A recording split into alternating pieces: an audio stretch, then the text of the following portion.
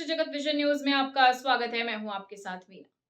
मांडवी हिड़मा जैसे बड़े नक्सली नेता के मारे जाने के बाद लगातार माओवादियों का आत्मबल गिर रहा है और इसी का नतीजा है कि तेलंगाना में एक बार फिर 37 बड़े माओवादी आत्मसमर्पण कर रहे हैं।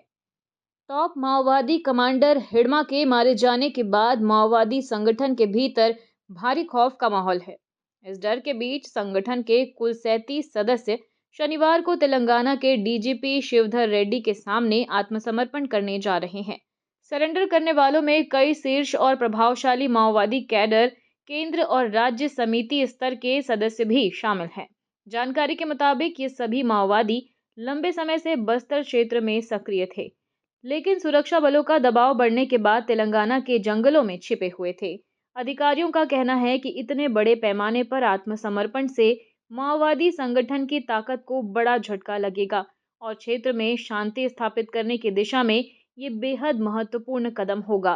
वहीं छत्तीसगढ़ के गृह मंत्री विजय शर्मा ने मीडिया से कहा कि पिछले कुछ समय में बसव राजू, हिड़मा जैसे बड़े नेताओं के मारे जाने और 1600 से अधिक माओवादियों के आत्मसमर्पण के बाद माओवादी विचारधारा पूरी तरह से सिमट रही है। उन्होंने बताया कि केंद्र और राज्य सरकार ने मार्च 2026 तक देश से माओवाद को जड़ से खत्म करने का लक्ष्य रखा है और इसी दिशा में लगातार निर्णायक कार्रवाई जारी है।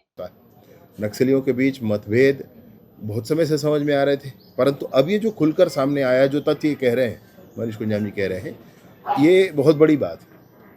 मैं सोचता हूँ कि जो भी हो, हमारा लक्ष्य तो स्पष्ट है, समय पूर्वक बस्तर में पूर्ण शांति की स्थापना, बस्तर के गांव-गांव तक भारत का संविधान लागू होना चाहिए। और यहाँ पे नहीं तो यही ना हुआ था, पहले भी ना हुआ था। ये पहले भी अपन यहाँ चर्चा किए थे, तो वही बात थी। स्थानीय हमारे बस्तर के युवाओं को भर्ती किया गया कार्यवाहियों में। जब तक कोई तेलंगाना का व्यक्ति हताहत नहीं हुआ, तब तक कोई बात नहीं थी। ऐसे होते ही बड़े बड़े संस्थाएं, विचारक और ये वो सब सामने आने लगे, वार्ता करके। भाई वार्ता उनसे क्या करनी जिनको बस्तर से कोई लेन देन नहीं रहा है। अभी भी इन सारी बातों से अलग होकर के मैं एक बात ही कहना चाहता हूँ कि जो भी बस्तर के साथी हैं जो नक्सल संगठनों में काम कर रहे हैं, वो पुनर्वास करें। सरकार उनके ससम्मान पुनर्वास के लिए लाल कालीन बिछाकर तैयार है और आकर के समाज में। वहीं अधिकारियों का मानना है कि हिड़मा की मौत के बाद माओवादियों में भारी मनोवैज्ञानिक दबाव बना है और बड़े कैडरों का आत्मसमर्पण ये संकेत देता है कि संगठन अब टूटने की कगार पर है। और फिलहाल खबरों में इतना ही। अपडेटेड रहने के लिए हमारे चैनल को सब्सक्राइब कर लीजिए। नई खबरों के नोटिफिकेशन के लिए बेल आइकन जरूर दबाइए। नमस्कार।